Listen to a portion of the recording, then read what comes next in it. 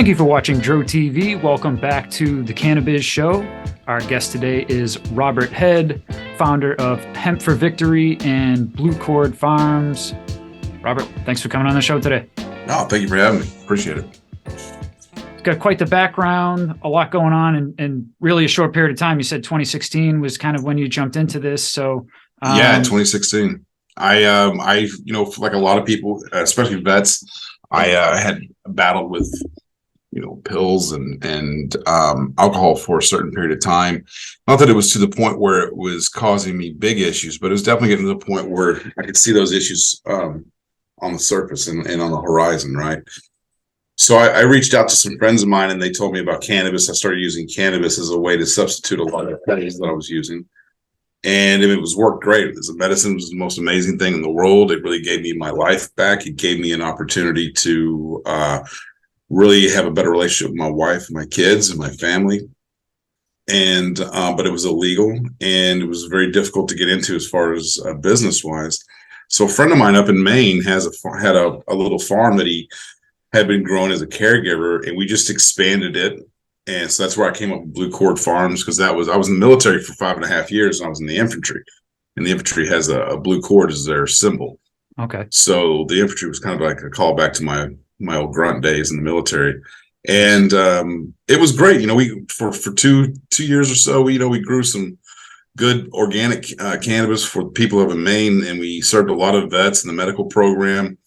We wound up shutting it down because it's a lot of work, and it's hard to do that when you're so far away, because I live in Texas. Yeah, so we started in after we got through in Maine and we kind of closed that down. I started looking more involved in the Texas side of the politics and getting involved in the activist work.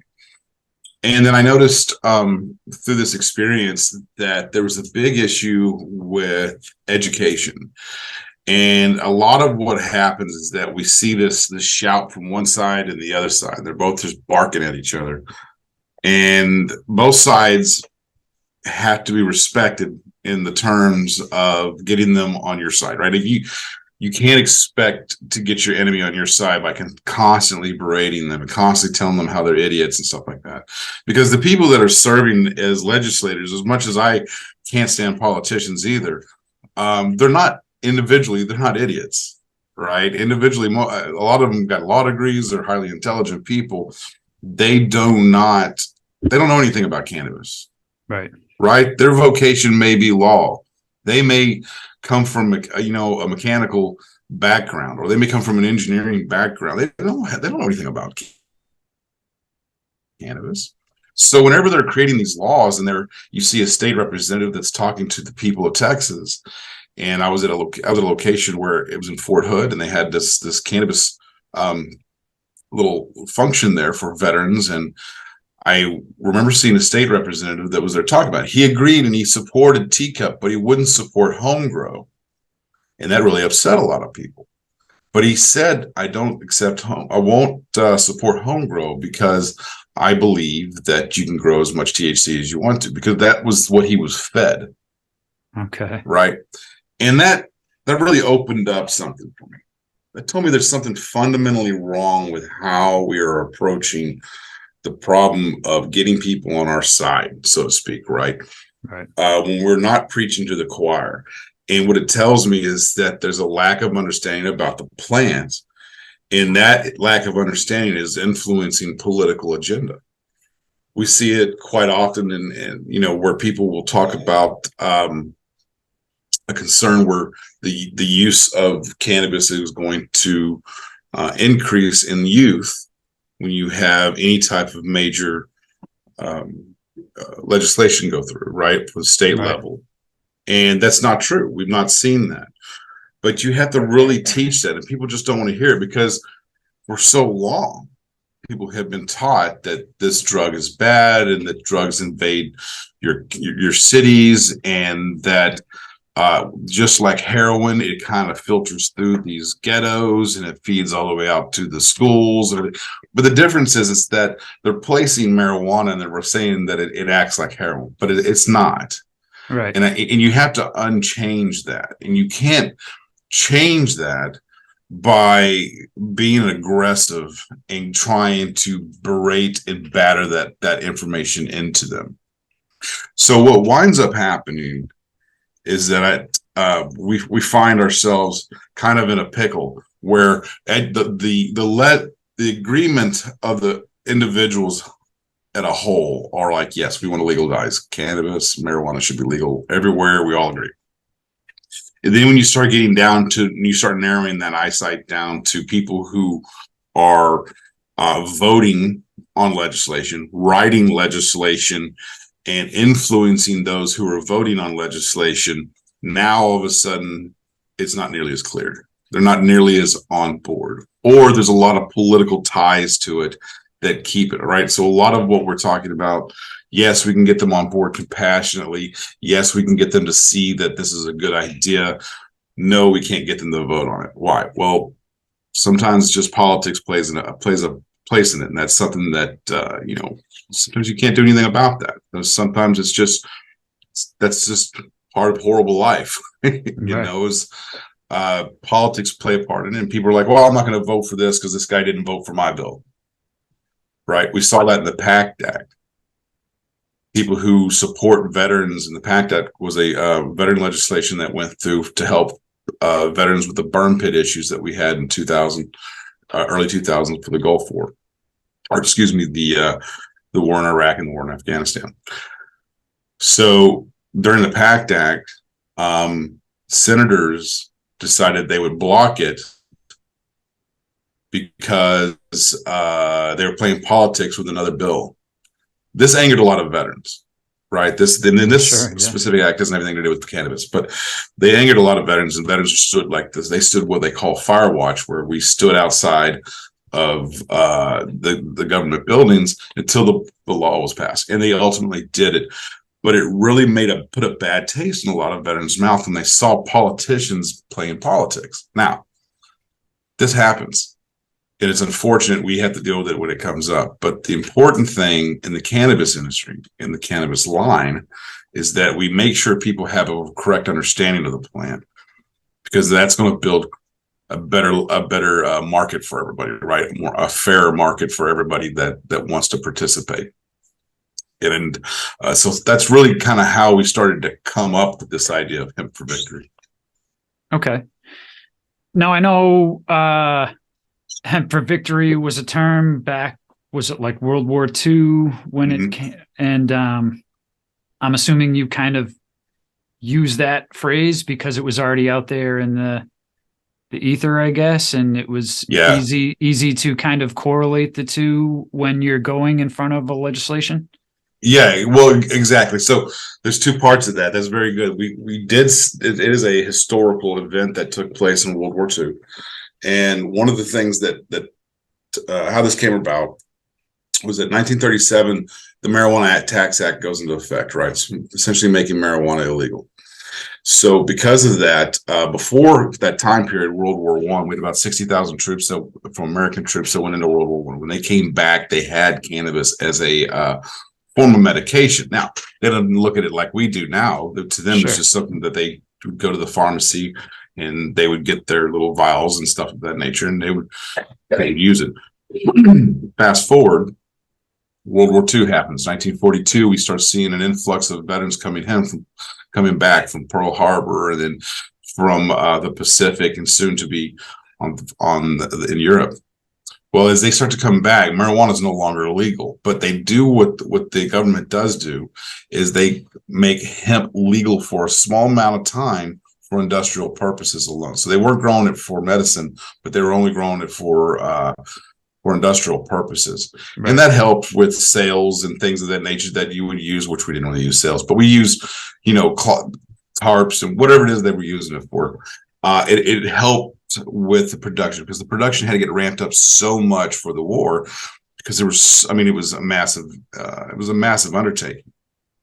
Well, in order for them to meet the demands, they needed another product that could do that. And hemp was so versatile that they added it back in. Now, after the war was over, all that went away. So now, today, we look at Hemp for Victory in kind of the same manner. That hemp is here and cannabis is here in general for the people of this planet. right? To clothe us, to feed us, to for medicine and everything else. And we definitely realized that. We put that plant, locked it away. We really shouldn't have. We should have been researching the plant, developing the medication for the plant, and using it for purposes of healing instead of pharmaceuticals. Right. And what we've seen, in our my opinion, is that after 1937, the pharmaceutical company really took hold of the health and wellness of the country. And they started to really move away from what they thought were archaic and barbaric type of medicines to something that was made out of a lab. And we didn't give enough respect to that holistic medication. And now I think we're really kicking ourselves because we're about 80 years behind in a lot of the technology that we're trying to use. On top of that, these pharmaceutical companies are trying to figure out how to not lose money and support cannabis legalization. And right now it's almost impossible to do that because anybody can grow it. Everybody around the world uses it. So it's really more or less putting it on the books. Everybody's afraid that if we make it legal, that all of a sudden everybody's going to do it. Everybody's already doing it. Right, you making it legal, all that's going to do is take the light from dim to bright. And I think that's kind of where we're at. So when we developed the actual Hemp for Victory nonprofit, our focus wasn't legislation. Because if you're going to do a nonprofit in the cannabis industry, you need to make sure you pick one or two directions. If you're going to do legislative sessions and you're going to work on bill writing and talking to politicians, that needs to be your focus because that's a big undertaking. And I know, I live in Texas, and I know a lot of the activists here in Texas that work on legislation, and they work hard on that. It takes a lot of effort. Our focus is different. Our focus is purely education. We don't write bills. We don't influence bills. We don't give a platform for politicians to speak. We don't give a platform for political parties to boost or raise money. None of that. That's not something that we do. What we like to do is we want to show the research. So we develop panel arguments and discussions that revolve around things that veterans and the cannabis community have in common, right? Right. So one of the things that we did a discussion on was opioids and cannabis. Why is it that veterans are 60% more likely to use cannabis versus the pills they get from the VA? Why is that? Well, there's a lot of good reasons why. And we bring on professors and doctors of microbiology that talk about what happens in the body during the use of opioids and what happens in the body during the use of cannabis, right? And then we bring on the veterans and we talk about what happens in their social life, in their personal life, in their life, in their vocation when they're on opioids. And then we ask them, what is it like when they're on cannabis? And what you wind up seeing is a compare and contrast. You start seeing the science morph into reality. And now it starts to make sense, especially as a lawmaker, as a decision maker, as a person of leadership in a community. Now, all of a sudden, you have an emotional tie because it's a veteran. And everybody knows a veteran. Sure. The second thing is that you now start to understand why it is that they're moving towards this, why it is so many veterans are willing to risk breaking the law just to feel better. And it's what it does is it puts them out of this limelight of wanting to get high into wanting to heal, right? And that changes a person's perception of a problem. Because what we did was that we got down on their level and we just said, hey, we completely understand where you're coming from, but let me show you what's really happening. And let us answer some of your questions. And that became why Hemp for Victory should be around, was that we were going to develop conversations that help people understand why the veteran community is using cannabis and psilocybin too at such a larger rate than the average person, right? Than the general public. Right. Veterans on average are more educated than the general public. Veterans on average make more money than the general public. Veterans on average do better in their life overall than the general public. But veterans on average also are a lot higher percentage of addiction. They have a much larger chance of having multiple health issues by the time they're 40 or 45. They have a much better chance of getting mental health issues and PTSD, right? So there's a lot of things that not only are people like to say that the cream of the crop, but they're also dealing with a lot of physical and mental issues as well. And if these people are deciding to take matters in their own hand and start using the medication they feel works best for them, maybe even against their doctor's will, or because the doctor can't even talk about it because he works for the VA, then I think that's a subject we need to discuss, and we need to be able to alleviate that problem. Legalization is the best way to do it. And then, to tell you the honest truth, I've talked to a lot of professionals about this. The only way for it to really get to really happen properly and as fast as possible is through legislation. Hey everybody, I want to quickly mention food forest abundance. Food forest abundance is a great way to create your own self-sustaining food forest and naturally occurring ecosystem that's commonly found in nature, but designed specifically for you. Through multiple layers of trees, shrubs, herbs, vines, rhizomes, mushrooms, and perennial vegetables, you can become your own supply chain without the typical maintenance required of a garden. From small spaces to large areas, both urban and suburban, Food Forest Abundance wants us to get back to our roots in nature by engaging with our food production in a meaningful way. For more information, click on the link in the description below and start your journey today. Okay, let's get back to today's episode. Okay, so I want to talk a little bit about, I know you said you're focused more on education, but legislation, you just said, that's where we're going to get to that next point. So in all the education and the different events and panels that you've put on, here we are, veterans, you guys risked your lives to come back. And now the alternative is pills, where cannabis, we don't have to look it up. It's never killed anybody, unless it fell on you. But DEA even has proof that. They said it on their website.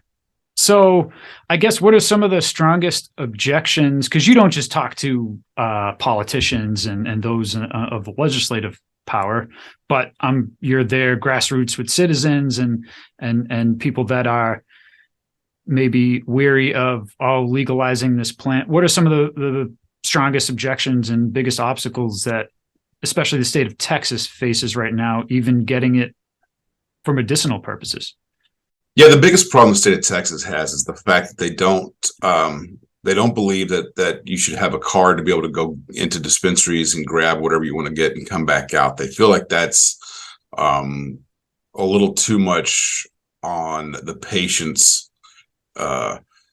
There's too much responsibility on the patient. And I think the reason that they believe that is because they still think that this is a drug that can get out of hand, and they're trying to maintain it from getting out of hand. When the truth of the matter is, the more you try to manhandle this plant, the less you're able to, right? The black market is everywhere. It's so easy. It's the easiest thing in the world to get when it comes to illegal things. Right. There's more black market sales in California than there were regular sales. Correct. I think last year or the year before. Yeah.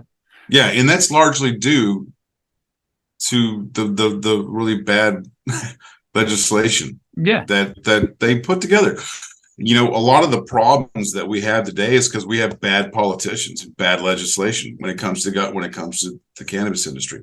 So we see a problem in Texas because they don't really believe that this is a plant that could be used freely within the people and the communities, right? You go to Maine and there could be people who are going to grow it, home grow, and they may have a bag of weed and call somebody and say, hey, can you come help me with my fence? And I'll give you a bag of weed, right? That's completely normal up there. That's called bartering. It's something humans have done for centuries. And so now they don't, I think Texas doesn't really believe that would actually happen, but for that to occur in their state seems to be something of below them, right? They don't want that in their state. I don't want people, doing that, but you can do it with beer and alcohol and things of that nature. Right. So we see that in the state of Texas. It's very misunderstood and it's controlling. Around the board, I think a lot of people are concerned about the youth using it. They see that it becomes they don't like the way that some of the packaging is set up because they feel that the packaging may tend to go towards high school kids and that genre of ages between 15 and maybe 22. And I see their argument, Sure. and I think that argument is a valid argument. But how we got to that position has to be understood too, right? The longer you keep this illegal, the more of this you're going to see. It doesn't get a chance to get regulated and put into mainstream like it has everywhere else, right? If you go to Holland, it's just a medicine to them. It's completely legal everywhere, and people have been using it for generations upon generations upon generations. So it's not a taboo thing. Right. And I think in America, we have this problem where we need to learn that once we set something up, the newness has to wear out. And when the newness wears out, things will kind of taper down and it'll mellow out. But we're Americans. We don't like that. We like things done now and always. Hey, it has to be a regimen. Well, it has to happen by an end. No, it doesn't. This is called evolution. And because we don't have the problems that people have been telling us we have with this plant for so long, we need to legalize it. But they're scared. They're like, well, we think all these things are going to happen, but we don't have any proof that all these things are going to happen. Yet we're still afraid to cast that vote. And then it gets mixed into, because this isn't is complicated. It's a lot more complicated, I think people understand.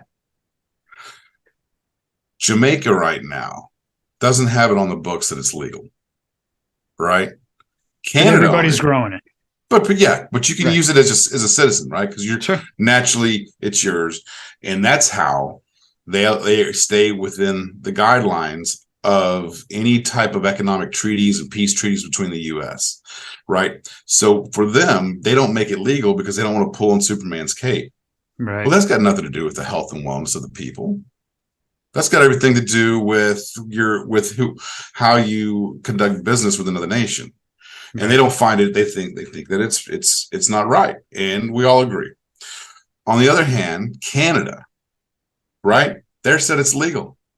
They are in direct violation of international treaties because they did that. Do you think anybody's going to say anything? Do you think anything's going to happen? No. Right. Why? Because they're Canada, because it's massive.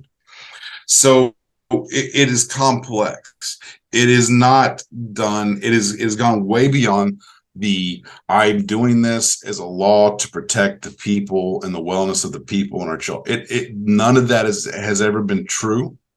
There's no proof of any of that has ever helped out people.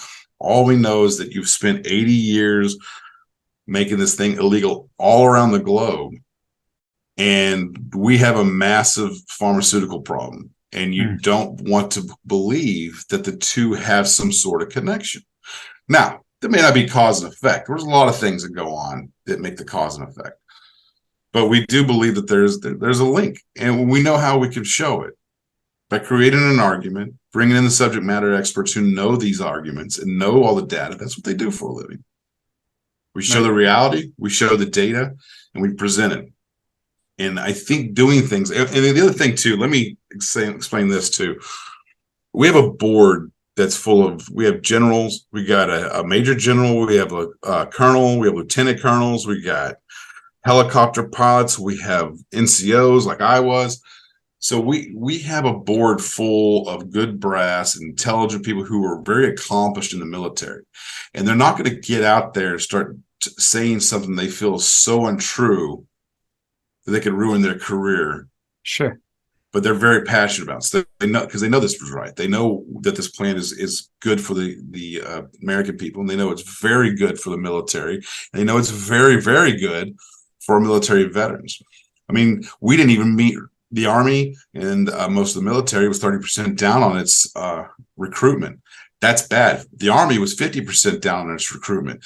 Most of the Army bases are in states that it's legal. And if you legalize it and you take it off Schedule 1, you're going to open yourself up to far more people that can now get into the military. It's an Army readiness issue. It's also, I mean, we talk about this. One of our board members went to Fort Leavenworth and talked to the military command staff. That's something that we do, is that we have these private meetings with organizations and leadership organizations in the military and other places where we just show them the information. We show them the data and we make the argument, and that's it. We don't tell them we want their their support. We don't tell them any of that. Nobody really knows that we're there, right, other than them. And we show them this information. And that's starting to really, they're like, hey, look, we have some good information here. These people were military veterans. They're doctors, they're lawyers. They know what they're talking about. They came in, they gave us a great argument. They showed us a lot of the proof. I think this is something we need to start looking at. And that's what it's going to take. That's what we can do. That's what I can do. And that's what I chose to do.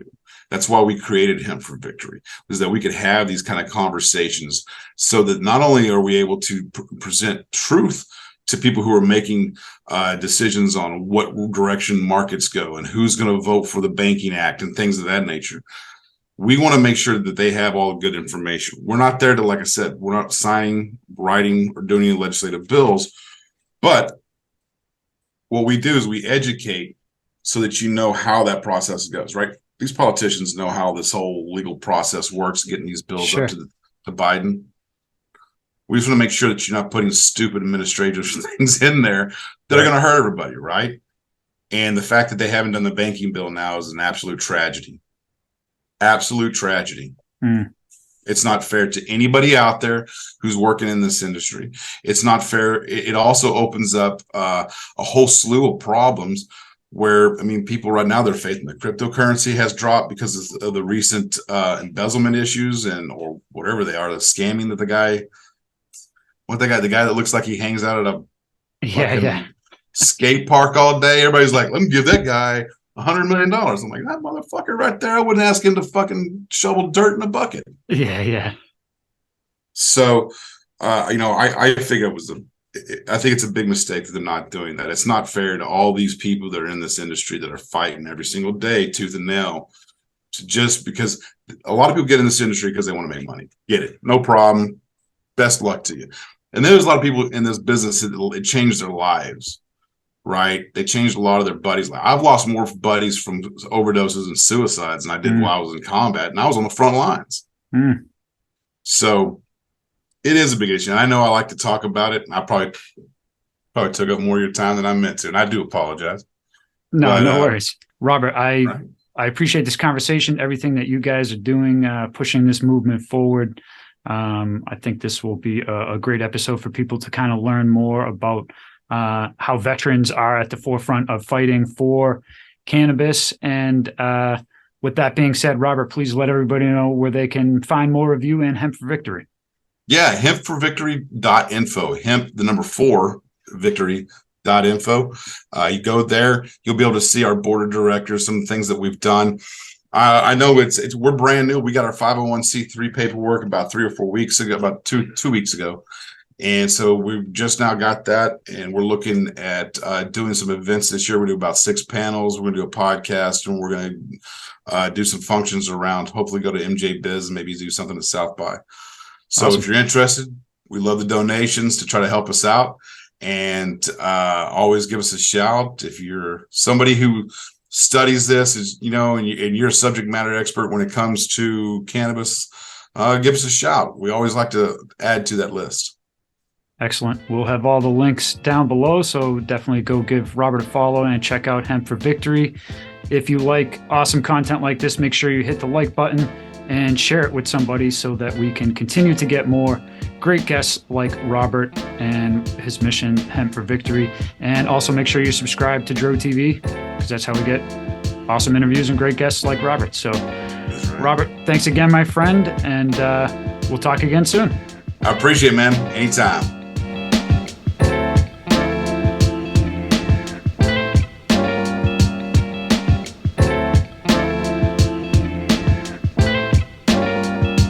Thank you for tuning in to another episode on Dro TV. If you want to support us here at the channel, you can check out our brand new cannabis line of apparel. We have all high from all 50 states. I'm high from Florida, but you can go and be high from whatever state you are in white or black, a tank top, a hoodie, women's, men's. We've got all sizes for you. We do a lot of stuff for free here. For you, that's how we like to do it. So if you can show us any kind of support, please head over to our Linktree, click on our Etsy shop, and go get yourself some sweet gear. When you get it, tag us, post it. We want to see where you're high from, all 50 states, as well as a few countries, because we are worldwide, baby. Peace and love. Thank you.